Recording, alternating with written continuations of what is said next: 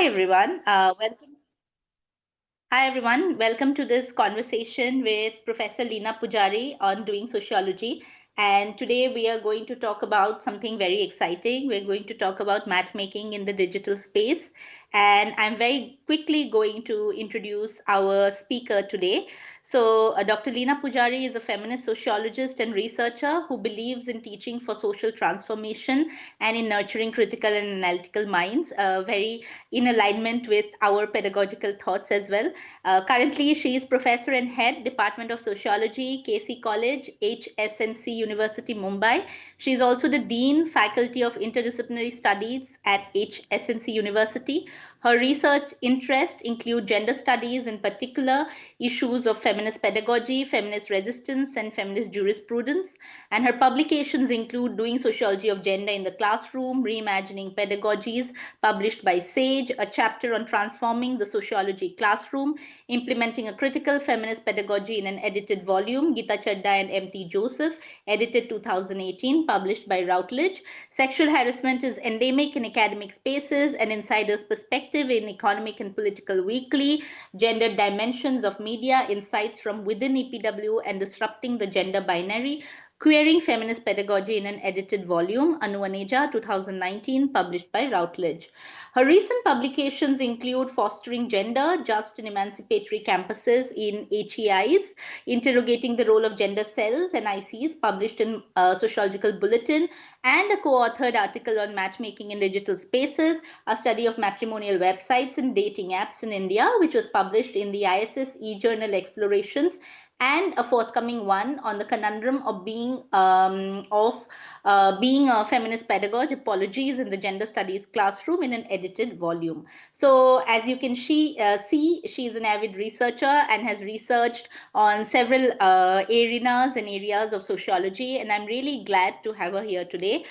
Professor Pujari, welcome to the conversation, and I'm excited to talk to you.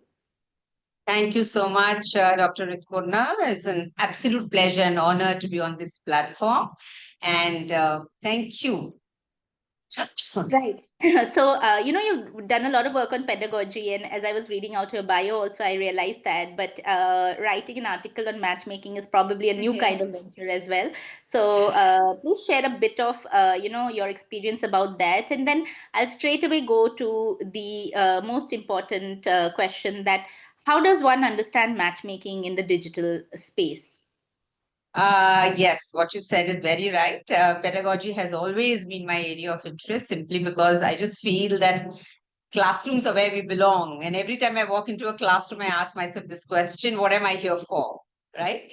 And I think my students give me a lot of energy. And in fact, this particular study, it also emanated from the kind of interactions that I have with my students. This is a texting, tweeting generation that I'm always engaged with. And I was actually very interested in understanding how they imagine and construct the idea of marriage and family. And then, of course, it came out of a certain conference where I was invited to go. And my first response was, oh, but marriage and family is not my area. And then they said, not your area, but see if you can do something about it. And then it is with my students that I actually started working. And I'm so glad I did, because it has been a very, very enriching journey to work on this paper, to have conversations with my students. It has been fantastic.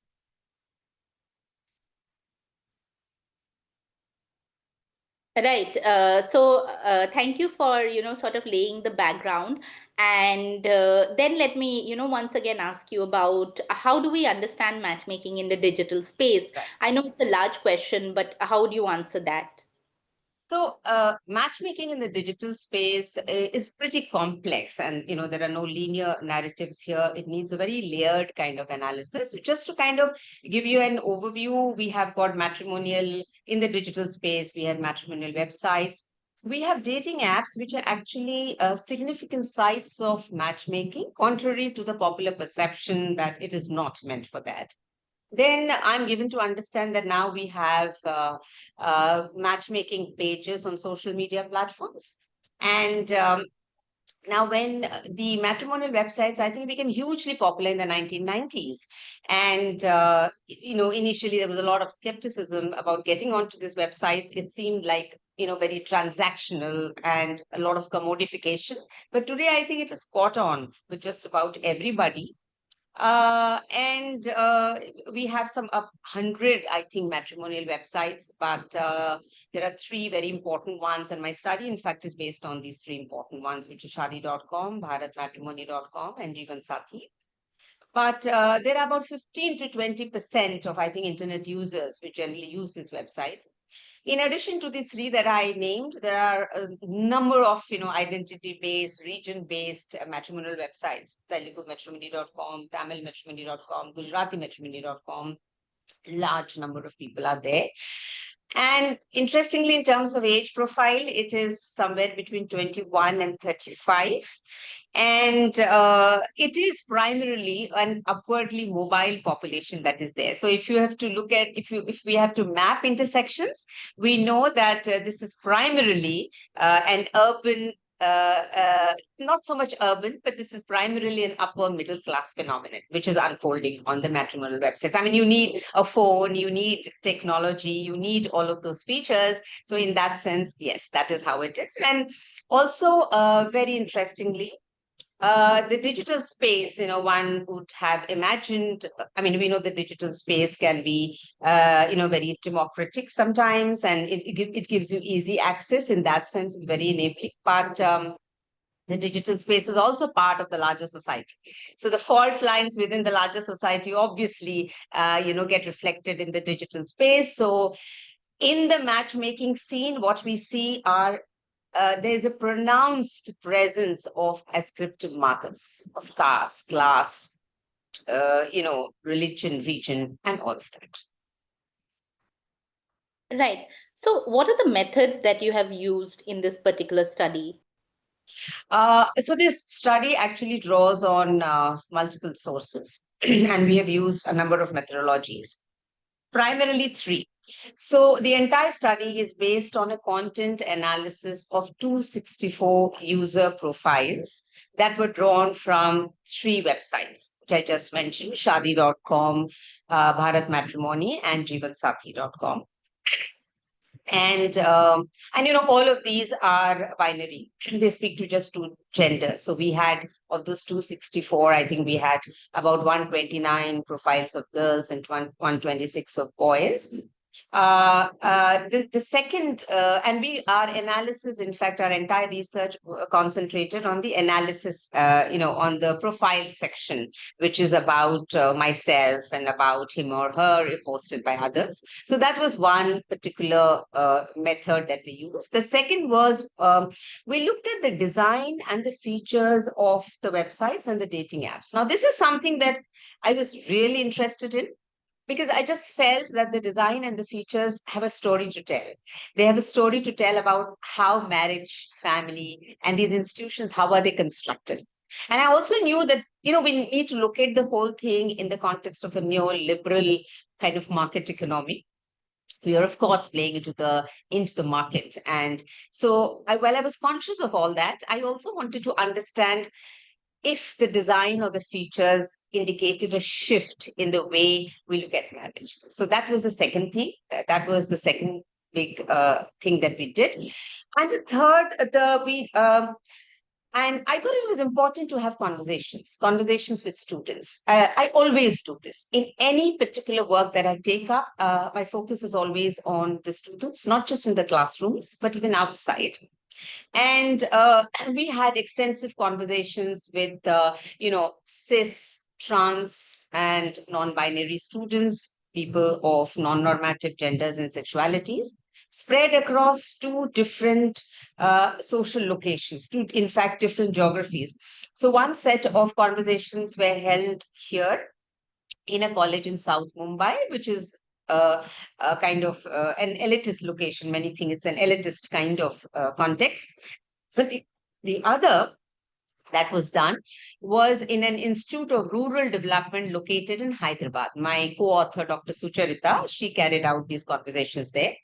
There we spoke to a bunch of postgraduate students who come primarily from the rural areas or semi-urban areas. And here it was a different kind of context. And, the conversations with students across two different social locations gave us the much needed intersectional frame to understand multiple imaginations of marriage and family.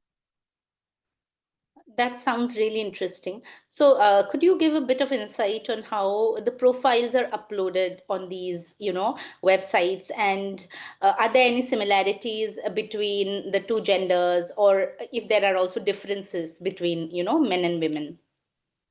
Okay, that's that was a very interesting thing that we noticed. And so the profiles are generally uploaded by either parents or siblings or people known to them, or they're uploaded by the prospective groom and bride themselves. So it can be, it can be about myself or about him or her. But what we noticed, which was very interesting, is there were several differences here. But the first layer of difference that we noticed was in terms of who was posting the profile. So if it was the parent of a girl who was posting the profile, it read very different. And if, for example, a woman was posting her profile, it read pretty different, right? So, for example, if parents are posting the profile, there is a lot of emphasis on physical attributes. So it will begin with, tall or fair and beautiful and good looking and all of that. Then, of course, there is an emphasis on how cultured she is. Value oriented. She's focused on values, homebound, and very adaptive. She can adjust to any situation. But when the profile is being posted by the prospective bride herself, the emphasis is no longer on physical attributes, but there's a lot of focus on how she is as a person. And her hobbies, her interests, her likes, her preferences. And there are interesting descriptions about they're very emphatic about the way they describe themselves. So they say we are the highly ambitious, free spirited, love to travel, love to experiment with different kinds of things. I'm romantic in a very filmy way, but I'm also very grounded in realities. So I thought this was a very interesting way of describing themselves. They were also very, very explicit about the kind of expectations that they had from their partner, right? A recurrent theme that we saw across several profiles was I'm looking for a soulmate, a partner, a friend, and not a husband, right?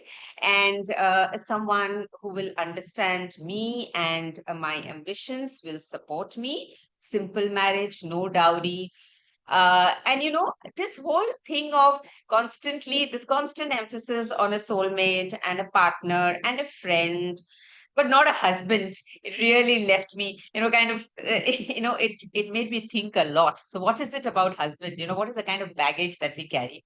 And this. And what we also noticed is when men were posting their profiles, they were very emphatic about not just what they were looking for in their partners, which is, of course, they were very clear about what they wanted in their partner, but they were also talking a lot about how they expect their partner to behave with their families.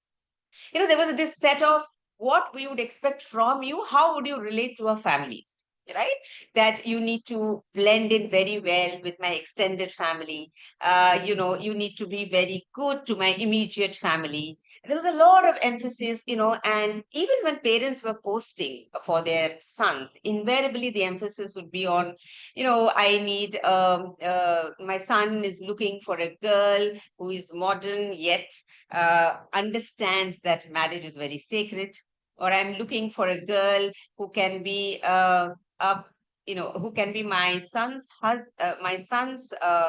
friend as well as his wife. So very interesting kind of things. So what I noticed is when women were posting and about the expectations that they have from their partner, there was never an emphasis on how they would want their partner to relate to their families.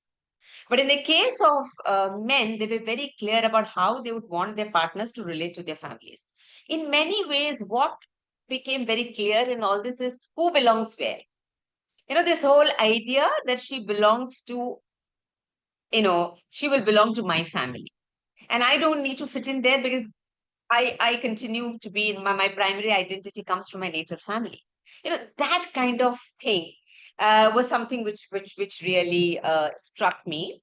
And also, I think, yeah, these were the kind of differences that we noticed in the way the profiles were being posted by both of them, and also a difference in the way who is posting, whether it's the parents or whether it is the prospective bride and the groom. The other thing that we saw is, yeah, something very interesting is one could see this kind of tensions and contradictions in the way they were describing themselves, right? And this was true, especially in the case of the women themselves, not in the case of men. This complex negotiation between what the family expects me to be like, how am I going to be perceived, and my own personal kind of understanding in terms of the kind of preferences or compatibility that I'm looking for in my partner, right? The constant urge. So, ambitious yet homebound. And in fact, Ritupurna, I would like to read that out to you because these are some very interesting statements that we have. And when we read, one will understand the kind of complex negotiations that are happening in terms of the constant tension and the anxiety about how am I going to be perceived? Am I going to be seen as defying patriarchal norms and thus risking my prospects of finding a good partner? And yes, so this is very interesting in terms of yeah. So ambitious yet family oriented, modern yet God fearing, someone vivacious, educated, but still family oriented. I'm a blend of homely and professional gesture. Modern outlook with traditional values. Yes, very ambitious, but ready to move in with the in laws. Modern thinker, but a firm believer in religious values. I won't say that I'm hugely ambitious, but I believe in financial independence. I believe in traditional Indian values and yet don't mind embracing a modern lifestyle. Highly independent, yet down to earth. I mean, these were the kind of statements that, set one thinking. What do these try to tell us? I mean, so what are we trying to say about marriage and family? Even now, so these kind of websites, obviously the digital space is very enabling in many ways. I can create my own profile, I can post it, but in terms of how one imagines the gender roles have not reversed. I mean, I don't even expect it to reverse. What I was looking for is a little bit of shift here and there, which of course I didn't see. It's very interesting that you talked about, how the women are thinking about a soulmate or a partner, right? And I think in today's day and time, the preferred term for spouse is also partner rather than husband. So, and then you also lay out how the woman continues to be stereotyped into the modern yet the traditional. So, probably a lot of things have changed and a lot haven't. Uh, Gender is something that you do talk about, but what about the other social identities of caste, class, and religion? What kind of role do they play in matchmaking in this digital space? I think they're still very important. And as I said, the digital space is simply reproducing the entrenched hierarchies that we find in the larger society.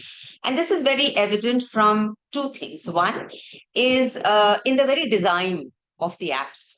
So, when you when you register and you enter the app, and I forgot to say that we actually created dummy profiles so that we could access the other profiles. And what we saw was the first page where you land. The first filters are on caste, religion, region, language, right? And these are mandatory fields, except for one website where it wasn't mandatory. Then when you move to the next page, it is all about, you know, your entire thing is your, of course, weight and height and how tall you are. The color of your skin. The color of your skin became very important. And the second was optional, but the first one was very much in place and mandatory. So the design of the apps, the features clearly indicated that ascriptive, the rigidities of ascriptive identities have not been erased in the digital space, nor has there been a loosening of these kind of identities. They're firmly in place. And if you started looking at the profiles and the user profiles, when we started analyzing them, we realized that these were very important. Caste was very important. Gotra was very important. Subcaste was very important. There were specific questions. I mean, the profiles had very clearly stated, there were statements about this, how it should be non-Manglik, not Manglik, belonging to this Gotra. Very few, negligible, I would say, were profiles which said caste and religion no bar. And of course, I don't wish to generalize here. I think it's very important for me to state this here that I'm only speaking on the basis of the 264 user profiles that we looked at. And in fact, conversations with students also told us this. I mean, students who are in dating apps and, students who had set up profiles for their cousins and others on the matrimonial websites, they said there is a freedom. Our parents know we are dating. Everything is, in that sense, everything is transparent, but there's a clear list of do's and don'ts, who you cannot date, who you cannot marry. And that's very clear in terms of religion and caste. And also, if you noticed, there are many websites which are caste-based websites. So people get onto those websites only. So that, there is no confusion about caste identities.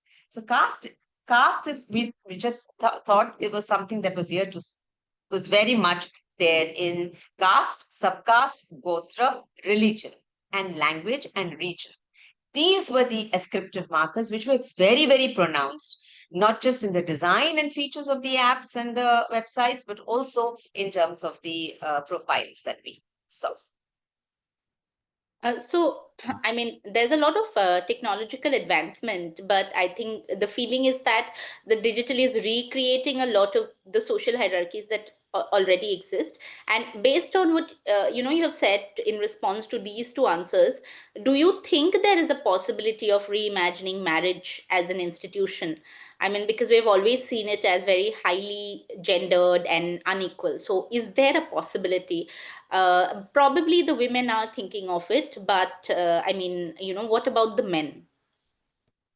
Okay, here I think I'll talk about an interesting thing, which is there was in bharatmatrimony.com, there was one very interesting thing which I want to talk about. It had a column on, and this was an optional one. It had a column on equal marriage, okay? And it had about 9 questions, right? And the questions were, would you sort of share household responsibilities? Would you be supportive of, and it was only addressed to men. Men were supposed to take part. Would you support your partner's career and her attempt to grow in her career? Would you be supportive of her parents? Would you be okay with her earning more? And would you stand by her irrespective of circumstances? And anywhere, I think about 31 of the 57 men profile that we had on Bharat Matrimony clicked anywhere between 4 and 6 choices. The most dominant selection choice was, we'll stand by our partner, we'll support her career, and, we will, of course, be very respectful to her parents. The least selected was sharing of household responsibilities. I think this is something which is yet to change. And I can say this with a lot of confidence. So a lot of things have been happening. Of course, marriage is changing. Of course, family is changing. I mean, the unequal nature of the institution remains. But there are little changes that are happening. Obviously, there is a lot of the freedom in choosing partners. That is obviously there. But one thing that has not shifted much is this whole business of responsibility of the home, and who is going to run the home.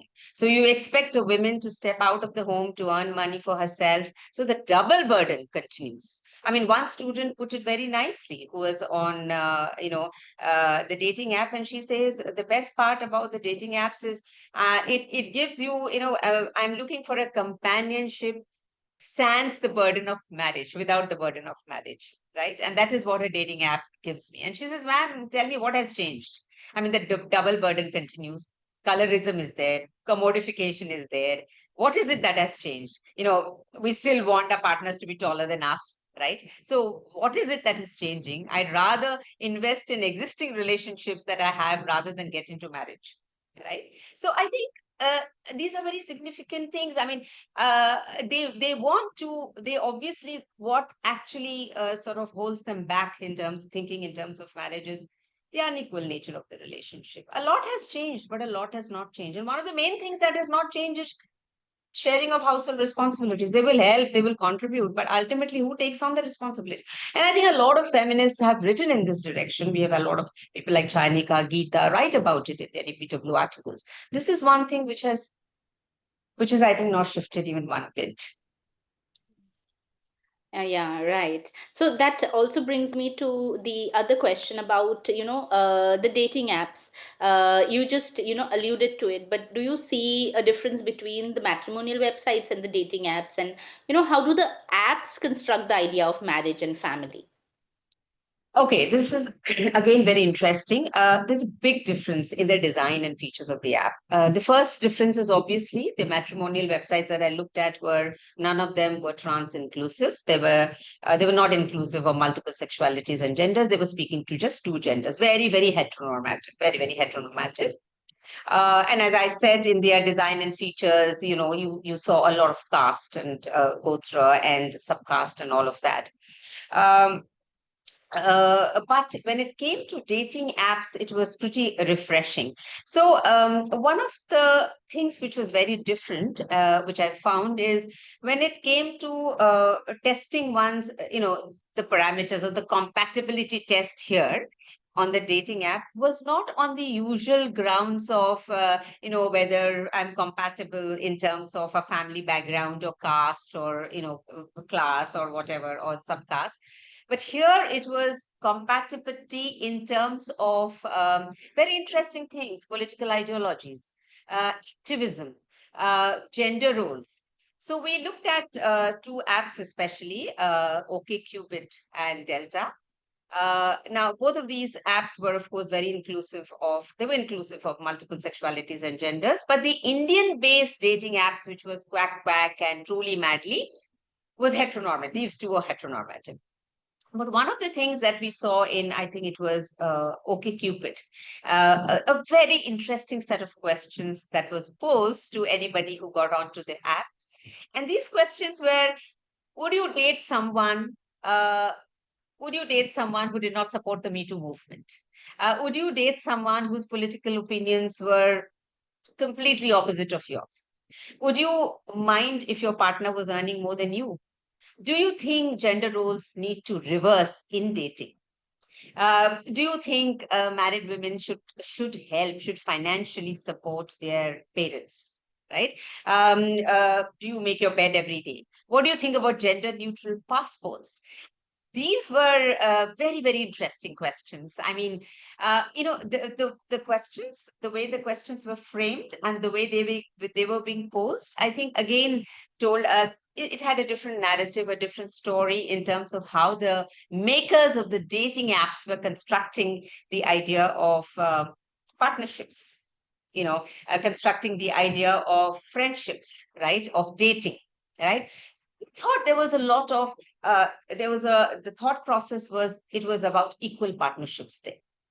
And so this was something, and I think these kind of questions were speaking to a different kind of it was for a different constituency, right? It was for the young and the liberated, who were looking for, as one of the students said, dating is a kind of, it stands somewhere between a serious relationship and marriage, And that's the best part about dating, which is why. So, despite the dangers of fake profiles, and like some of them said, oh, but they can be very creepy. Okay.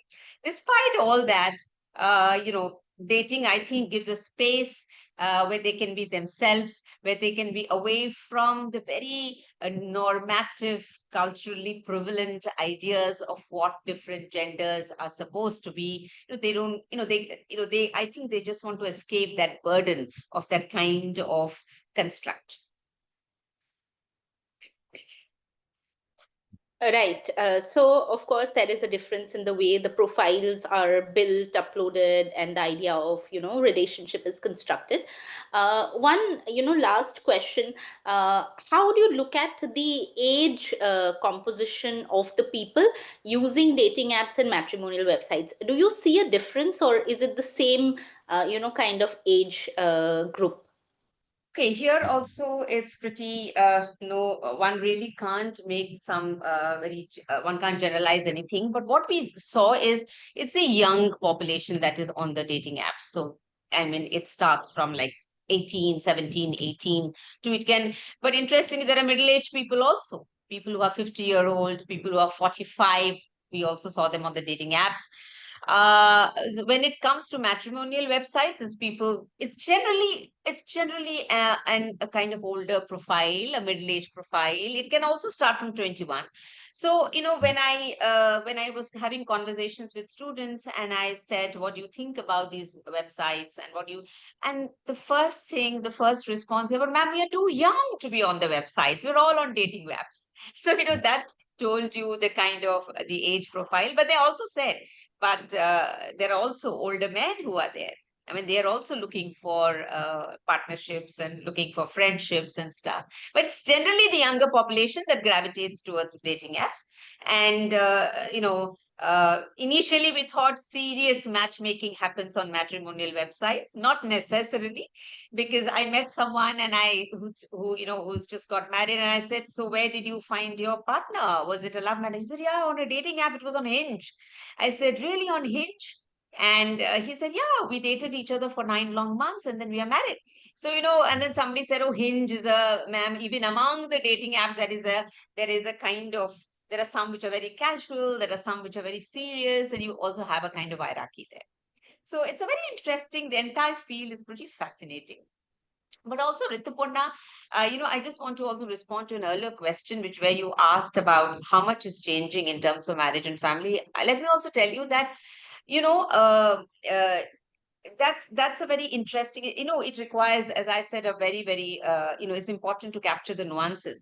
Technology can be very enabling, as I said, the fact that, you can create your own profile and you can post it, and then you can look at the profiles of eligible partners. And, these interactive features on the online portals, you have a video, you can chat, you can pick up the phone, you can talk.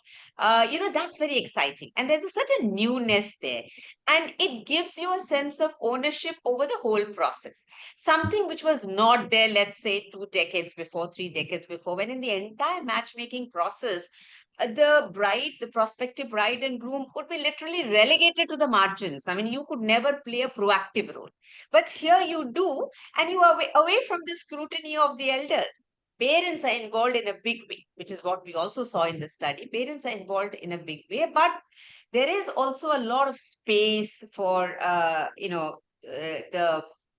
the candidates, so to say, to experiment and to see what is happening and to have a say. So in that sense, it can be quite empowering and enabling, but it creates an illusion of freedom when it really doesn't exist.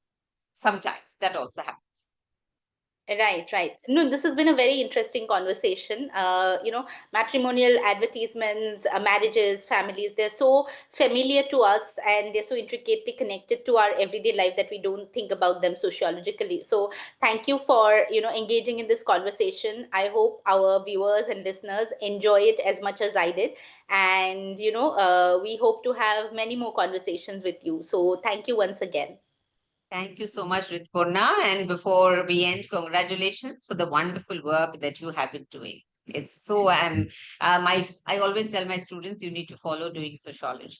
It's great work. Thank you. Thank you for that shout out.